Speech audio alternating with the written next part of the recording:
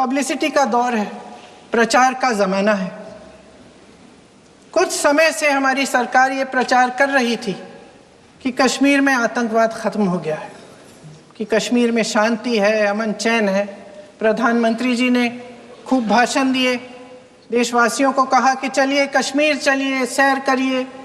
कई बार मैंने ये भी देखा मीडिया पर, टीवी पर कि कश्मीर जाइए, ज़मीन खरीदिए, अब वहाँ अमन चैन है, शांति का वातावरण है। इसी बीच शुभम द्विवेदी, एक कानपुर के नौजवान, और उनके पूरे परिवार ने तय किया कि वो कश्मीर जाएंगे। शुभम द्विवेदी की 6 महीने पहले शादी हुई थी। उसकी पत्नी ने कहा कि उनके बीच एक ऐसा रिश्ता था, प्रेम और दोस्ती का ऐसा रिश्ता था कि वो एक दूसरे को बच्चों की तरह हंसाते थे। सोशल मीडिया पर एक वीडियो भी जारी है जिसमें पूरा परिवार एक साथ बैठा हुआ ताश खेल रहा है और ऐसे हंस रहे हैं कि उस वीडियो को देख के किसी का भी दिल टूट जाए कि इस परिवार को इस तरह से उजड़ने क्यों दिया हमने। 22 अप्रैल 2025 को बैसारन वैली में मौसम का मिजाज अच्छा था। जैसे हर रोज़ लगातार 1000 से 1500 लोग वहाँ पहुँचते थे, उसी तरह से उस दिन भी तमाम पर्यटक वहाँ पहुँचे। वहाँ का रास्ता आसान नहीं है अध्यक्ष महोदय जी, जंगल से जाना पड़ता है, पहाड़ों के बीच जाना पड़ता है, घोड़े से जाना पड़ता है। ये परिवार वहाँ पहुँचे, मौसम सुहाना था, उनके बच्चे ट्रैम्पोलिन पे खेल रहे थे, कोई जिपलाइन कर रहा था, कोई चाय पी रहा था, तो कोई कश्मीर की सुंदर वादियों की ठंडी हवा का मज़ा ले रहा था। शुभम अपनी पत्नी के साथ एक स्टॉल पे खड़े थे।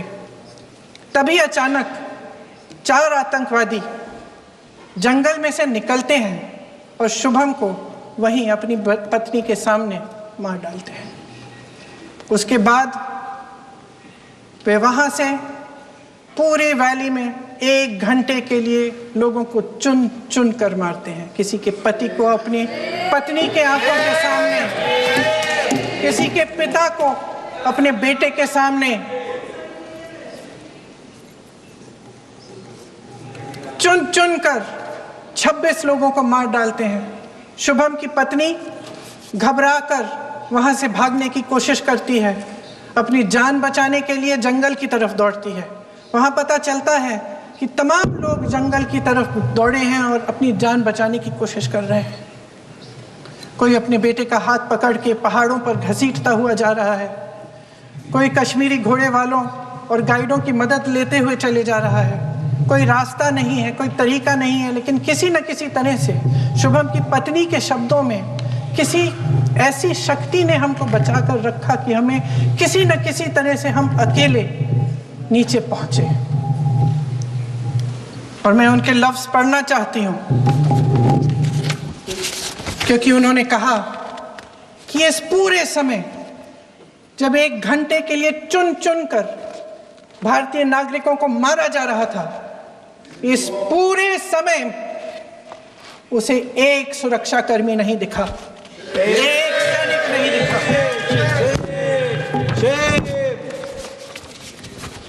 शुभम की पत्नी ने कहा, कोट, मैंने अपनी दुनिया को खत्म होते हुए देखा, अपनी आंखों के सामने एक सिक्योरिटी गार्ड नहीं था। मैं ये कह सकती हूं कि देश ने, सरकार ने हमें वहां पे अनाथ छोड़ दिया था। सिक्योरिटी क्यों नहीं थी वहां पे एक सैनिक क्यों नहीं दिखा?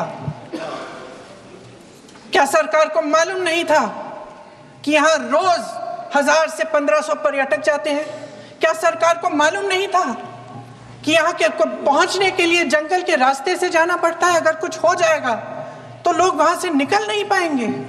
एक चिकित्सा का इंतजाम नहीं था, फर्स्ट एड का इंतजाम नहीं था, कोई इंतजाम नहीं था, ना सुरक्षा का ना फर्स्ट एड का।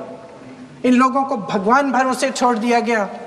ये लोग वहां पे इस सरकार के भरोसे गए और इस सरकार ने उन्हें भगवान भरोसे छोड़ दिया।